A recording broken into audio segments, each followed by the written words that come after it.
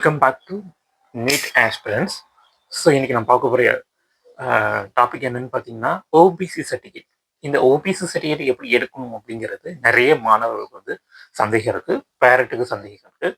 இந்த OBC certificate எடுக்கிறதுக்கான documents என்னென்ன வேணும் அப்படிங்கிறத நம்ம இந்த வீடியோவில் பார்க்கலாம். சரிங்களா? ஸோ ஓபிசி சர்டிஃபிகேட் மீன்ஸ் என்னன்னு பார்த்தீங்கன்னா அதர் பேக்வர்ட் கிளாஸஸ். ஸோ இதை எடுக்கக்கூடிய பர்சன்ஸ் பார்த்தீங்கன்னா எம்பிசி கேண்டிடேட்டாக இருப்பாங்க, பிசி கேண்டிடேட். இவங்கெல்லாம் வந்து இதில் வந்துடுவாங்க, இந்த கேட்டகரியில் வந்துடுவாங்க. ஸோ இவங்க மட்டும்தான் இந்த ஓபிசி சர்டிஃபிகேட் எடுக்கணும், அவங்களுக்கு தான் இது மேண்டட்ரி. சரிங்களா?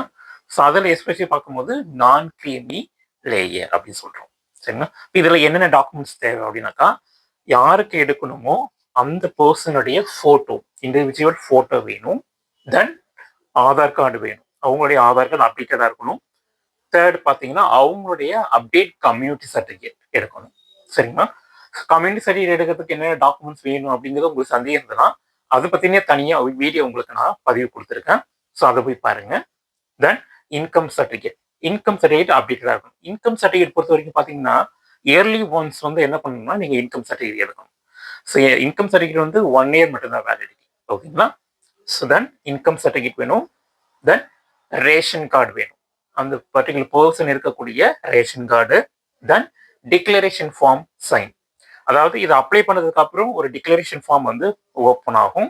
அந்த டிக்ளரேஷன் ஃபார்ம்ல அந்த பர்டிகுலர் பர்சனுடைய சைன் வேணும், அதாவது பேரண்டல் சைன் இருந்தால் கூட தான் ஓகே தான். ஓகேங்களா?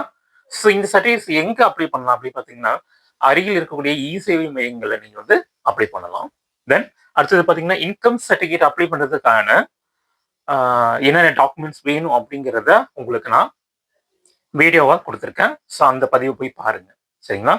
மேலும் தகவல் வேணும் அப்படின்னாக்கா என்னுடைய ஆன்லைன் யூடியூப் சேனலை சப்ஸ்கிரைப் பண்ணுங்க, என்னுடைய ஆன்லைன் கிளாஸில் ஜாயின் பண்ணுங்க. தேங்க்யூ.